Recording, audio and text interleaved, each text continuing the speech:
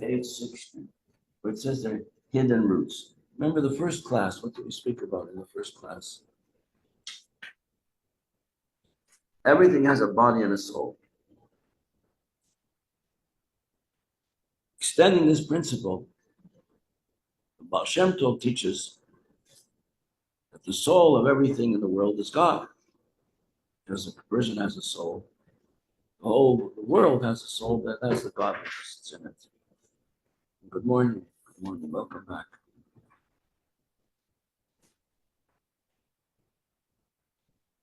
And what is the relationship between them? The relationship is a constant relationship. It's not like a cruise control. You set the speed of the car where you want it to be. It goes by itself. Comes to the hill, speeds up a little bit. Goes down the hill, it slows down. Everything is automatic. No, the world is not like that. The world, Baal Shem Tov teaches, based on holy teachers, the world is constantly being created out of nothing. The act of creation is described in Bereshis is going on all the time. It's constantly occurring all over. And from our part, if we do a good deed, we learn a word of Torah, we do a mitzvah, that also continues for all time. It's eternal. Whereas if we do something wrong, that also has an eternity to it, but we can do tshuva and get rid of it. We can wipe the slate clean.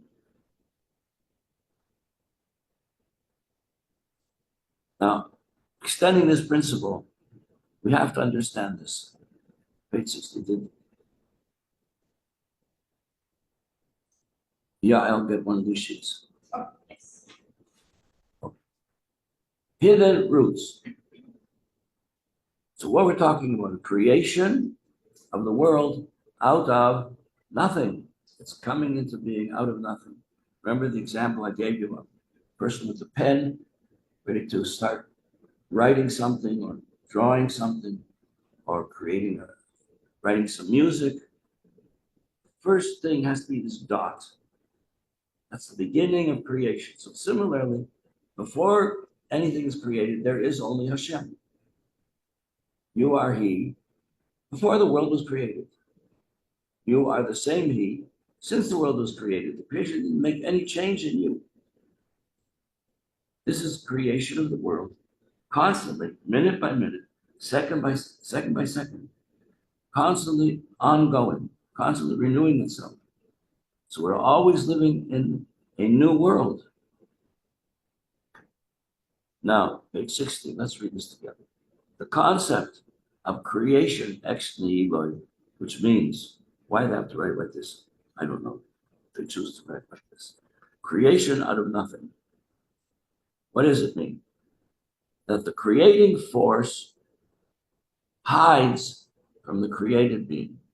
This is a fundamental idea. It's obvious. We've spoken about it many times. And you're going to come up against it in Hasidic thought everywhere. It's fundamental to understanding who we are and what Torah is, what Hashem is. That the world is constantly being created out of nothing. You know, some of you probably at one point in your life went to a game center where they had a bingo game, right? And they have a machine that blows air and ping pong balls. It's blowing these ping pong balls up into the air. And they come down one by one. And they come out, and the guy running the show reads on this ping pong ball, it says N24. So we have a sheet. And it says bingo on the top, N and bingo. If it has a 24, oh, that's your space. You filled it in. If you get a straight line, so bingo, you're a winner. So this idea of the air constantly blowing the ping pong balls up into the air is a good muscle for creation constantly taking place. Because if you turn off the electricity, all the ping pong balls fall down. The air has to constantly be blowing to keep the ping pong balls up in the air. So Hashem has to be constantly creating the world out of nothing, that it should stay what it is, a world floating in Hashem's mind. Or in the child's story, Alice in Wonderland. Alice is being guided through Wonderland, and she sees somebody sleeping under the tree. And her guide is the Cheshire Cat. She says, "Who's that?" He says, "That's the Red King." So Alice says politely, "Well, perhaps we should wake him up." No, don't wake him up, because perhaps we're part of his dream. If he wakes up, what's going to be with us? So you can apply that perhaps we are also part of Hashem's dream.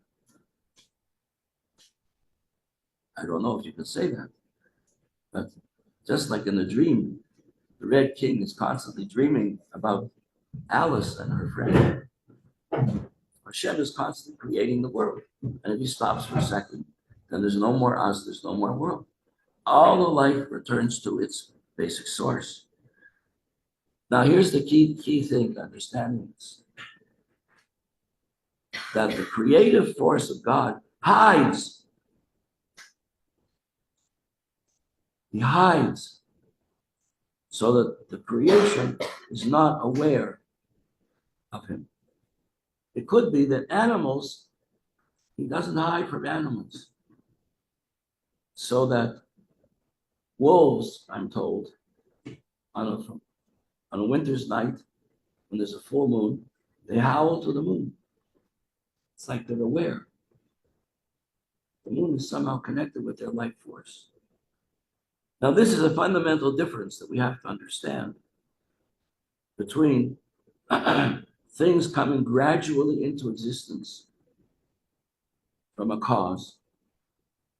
Like you plant a root in the earth and a flower grows. So planting the root is a cause, and the effect is the flower growing. And you see the effect the effect that's brought about by the cause. That's called cause and effect. Or a few lines down, you'll see the italics.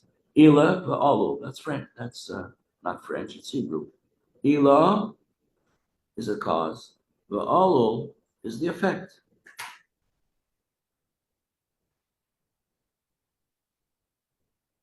So he used the word evolvement, like it evolves.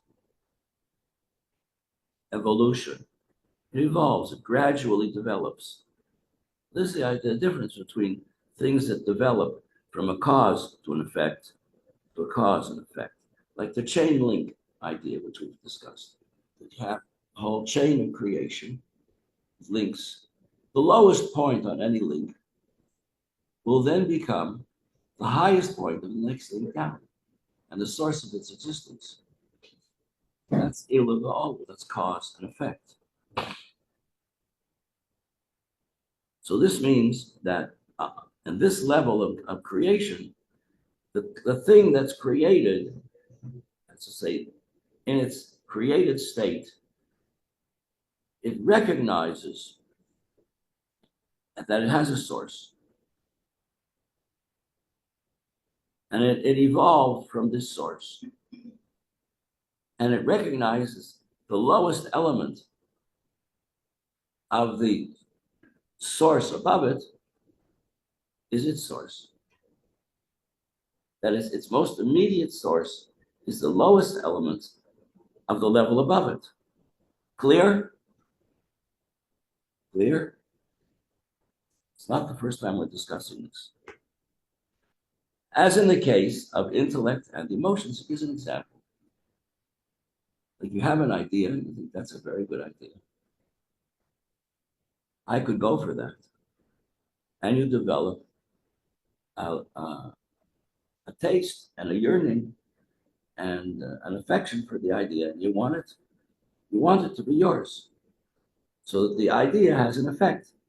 It motivates your feelings and then causes you to act. So that's cause and effect. So for this reason, Ilava Olu is called Hishtal Shalus. Hishtal Shalus means like a chain of development. Like a shalshelis is a chain, made up of rings. Since a chain consists of many rings that are attached one to the next. However, in creation, yesh me'ayin, let's use Hebrew words. Yesh is something, ayin is nothing. Where does the world come from? Me'ayin. Me'ayin Yahweh Esri, says David HaMelech unto him. Where will my help come from? And the answer is there in the statement. Because where, as I've sometimes pointed out, question words in English are really statements of something that's unknown. From whence, from where will my help come? Not from somewhere that I know. That's why I don't know where it will come from. Where says, I don't know. God says, where is a statement of where your help is going to come from. You don't know me, but I'm aware that I'm where the help is going to come from. From ayin. Ayin is the source. Ayin is unknowable. Ayin means, in English, it means from nowhere or from nothing. Okay.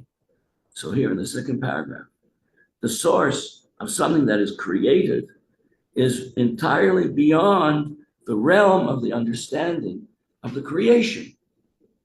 The creation cannot understand where it comes from. That's how God has made the world.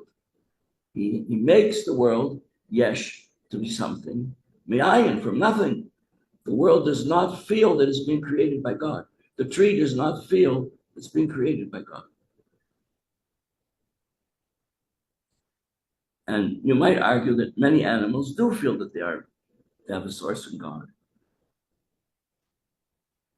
And that explains a lot of extraordinary miracles that take place by animals, like how the salmon find their way back after years at sea, find their way back to the stream that took them down to the ocean.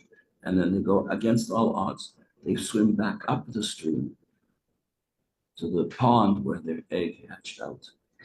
And there they lay a new batch of eggs and they die. How do they do that?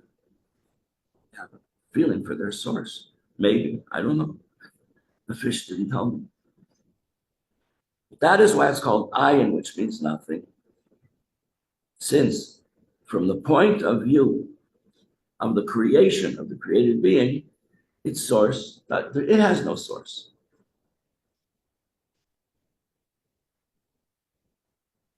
Like the atheist says, I have no source. I am my own source. I created. Pharaoh said, I am the Nile, and I created myself.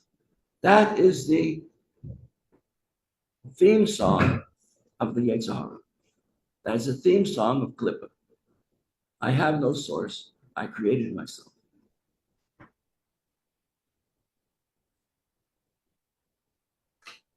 If it would become aware of what its source was, then it would not continue to exist. Because that is how it's created. The world is created in such a way that the created things, do not feel where they come from. But we see that there is tremendous energy in the created world. Because in the vegetable world, for instance, growing things can create and create and create and create without end. We said last class, a dandelion has 50 seeds that float in the air, making 50 new dandelions. And so it goes on without end. That's in the world of growing things. In the world of in the stone world, we know that there's tremendous power, compressed, condensed, and enchained, so to speak, trapped in stones. So stones are the source of those powerful explosives. If you can release power that holds them in the stone, you get a tremendous explosion, which is the idea of the atomic bomb, the hydrogen bomb. So everything that is physically created comes from a spiritual source. That's exactly what we said. Class 101, class 1, year 101. First class. Everything in the world has a body and a soul. But we don't feel the soul. We don't feel that God is our source. Everything in the world has a spiritual source. First of all, the spiritual source has to evolve through a whole seder of hishtalshelus, of development, cause and effect, cause and effect, cause and effect, cause and effect, until you get to the end of cause and effect. At the very end of cause and effect, it's still connected with the source, because the ultimate effect is connected with its cause, which is connected with its cause, which is connected with its cause, and so on and so on and so on. Until that's why the world can never come into existence, cause and effect, because the cause of the cause is infinite. So therefore, every effect has infiniteness to it.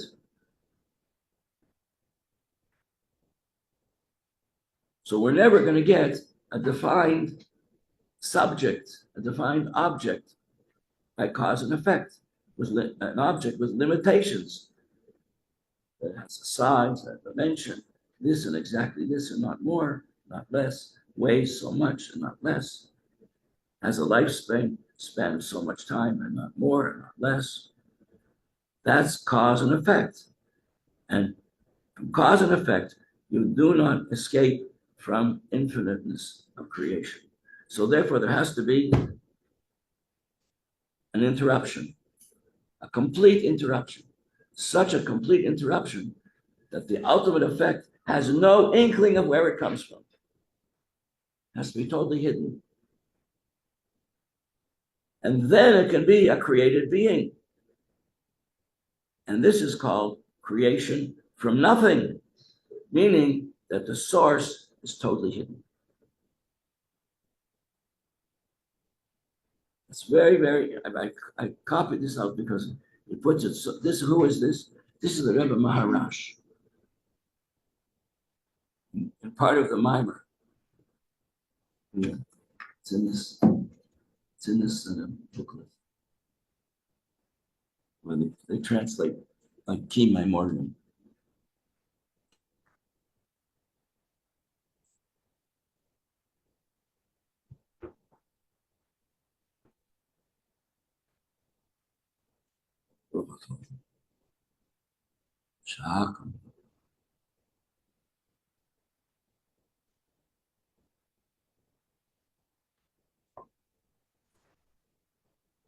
Now let's go back.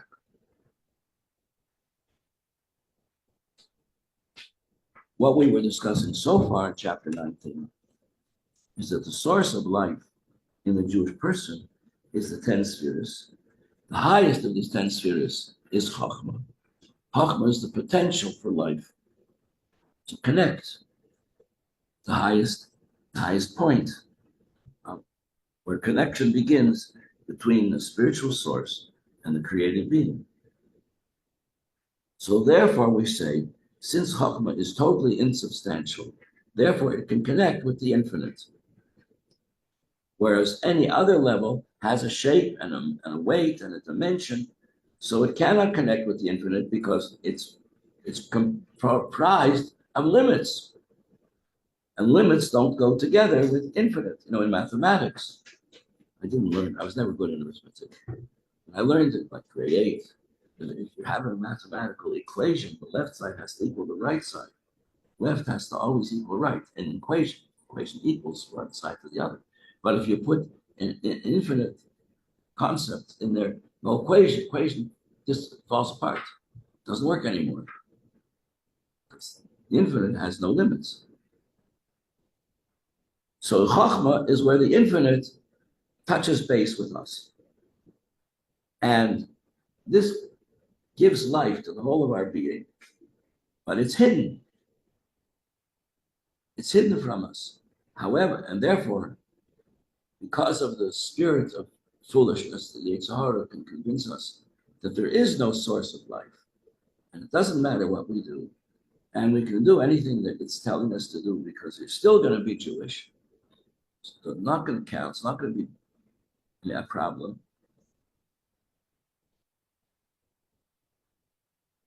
Until the test comes, like we spoke about at the very, very beginning of class, when most of you girls weren't here yet, that they captured on October 7th this lady who was devoted to developing good relations with the Arabs. And she was a big macher. She was one of the promoters of the big festival, not raided, and she was captured and she was being tortured. She said, "Why are you beating me? I devoted my life to trying to help you." And he said, "You don't belong here. This is not your land." She said, "What are you talking about?" He said, "You're not even Jewish." She said, "What? Of course I'm Jewish." He said, "No, you're not. All the settlements you built here, did you build even one house of prayer? No, not even one." And he was beating her. And she cried out in Arabic, "I am a Jew, I am a Jew, I am a Jew." He said, you're not Jewish. You're a European colonist, come to steal our land." So she made a decision then, if I survive, I'm going to rebuild all of these. She was a real energetic lady. "I'm going to rebuild all the settlements. And the first thing I'm going to rebuild is a shul."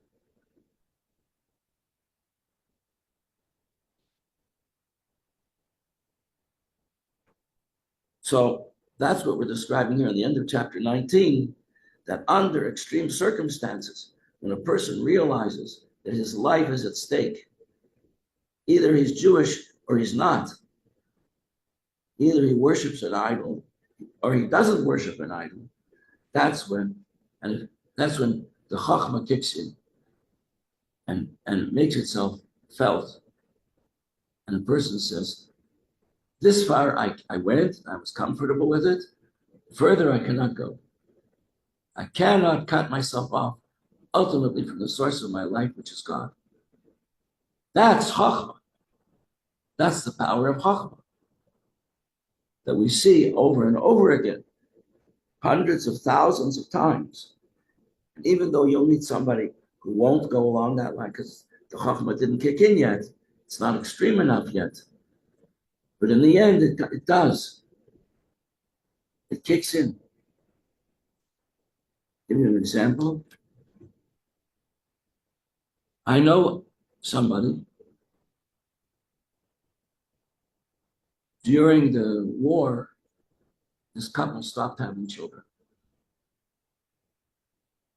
The father-in-law was an atheist, an avowed atheist.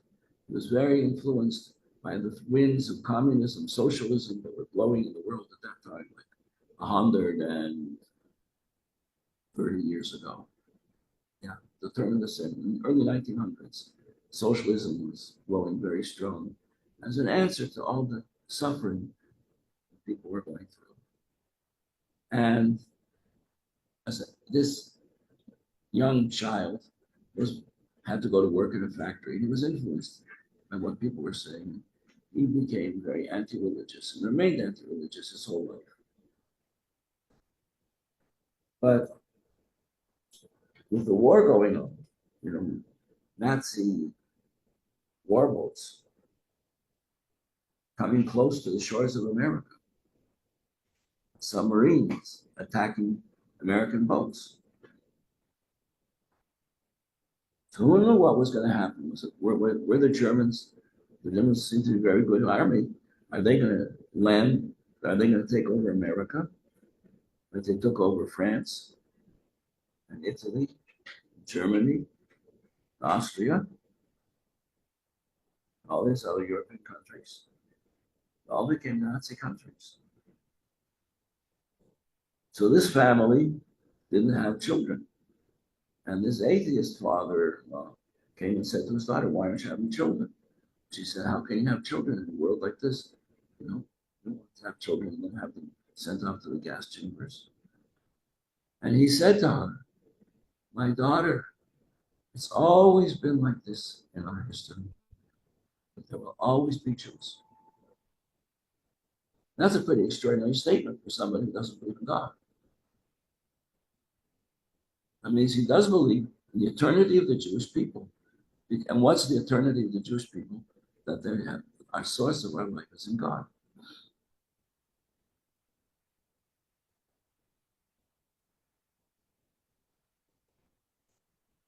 So here we are on page 262, finishing up this chapter very quickly. All Jews, even women who have no Jewish education, we're talking now 250 years ago, we have Beis Rivka, Beis Chaim Mushka 550 years ago. And Jews who never went to a cheder, were illiterate, like this young man, never, no knowledge of the greatness of God. But they believe in God, because belief, faith, and belief are higher than what you know and understand.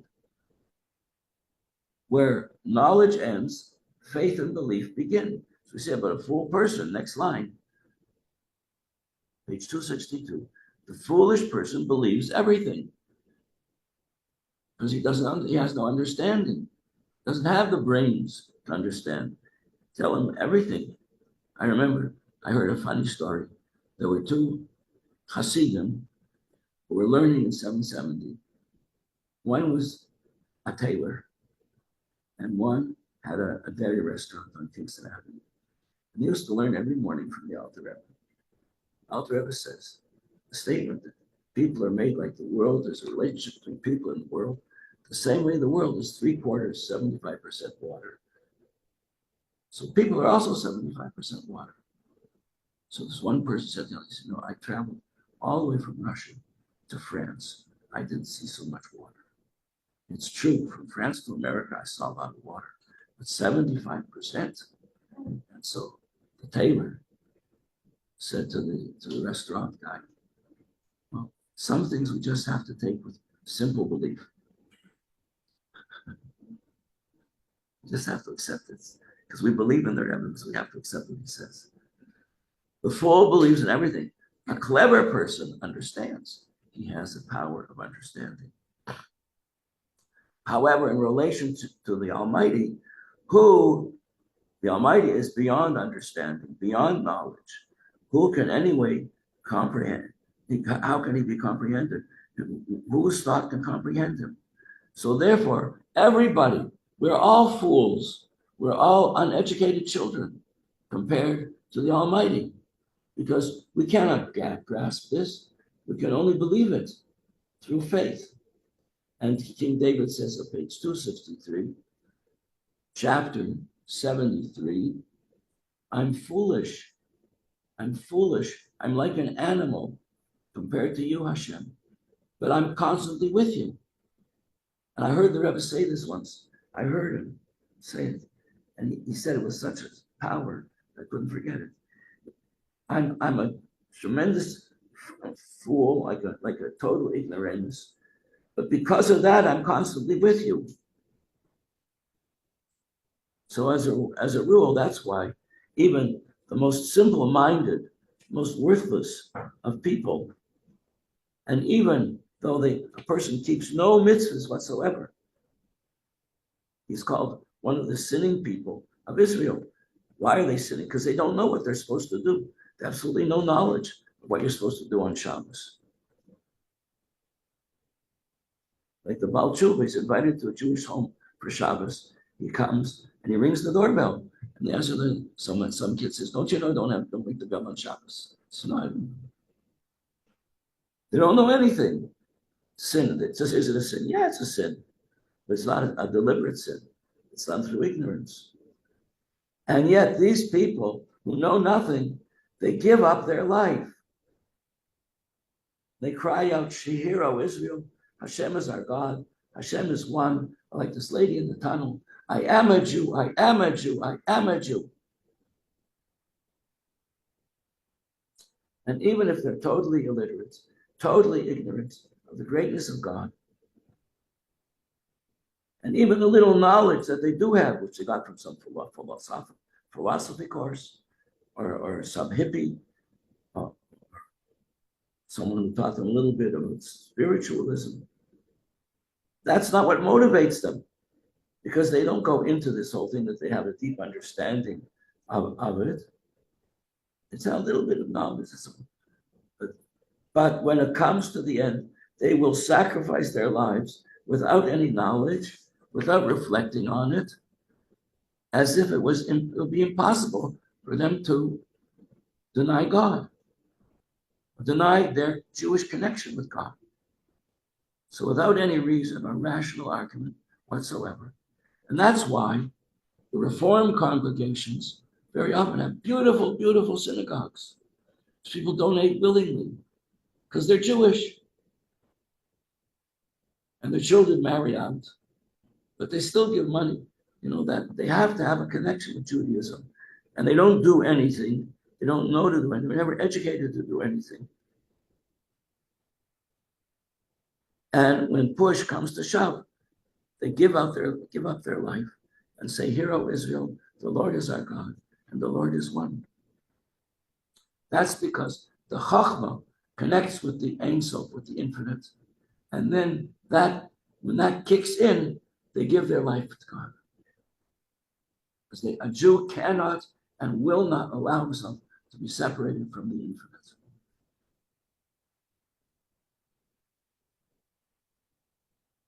That's stated very clearly in Hayom Yom. If you read Hayom Yom every day, and you learn the things the Rebbe put in there, it's his first book, so it's got everything in it. And you'll find these juicy comments, which he culled from the teachings of his father-in-law.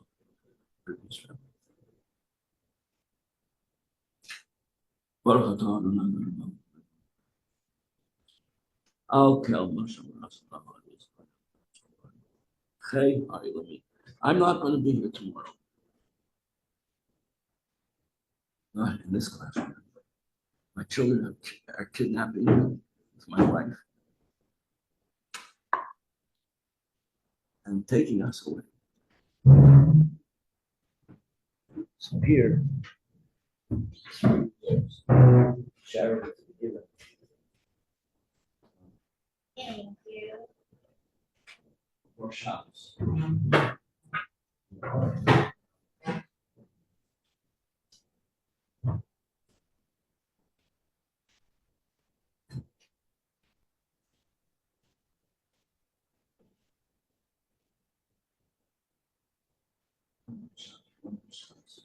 Now, the main composer Torah is the Paninius. What does it mean, Paninius?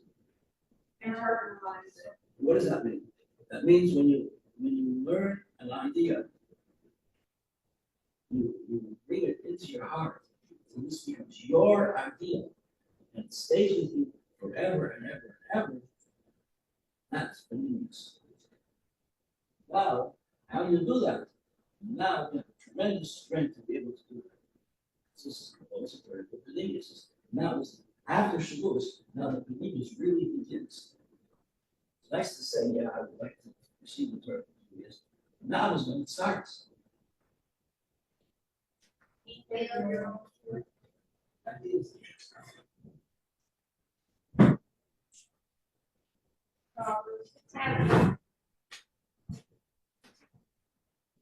Yeah.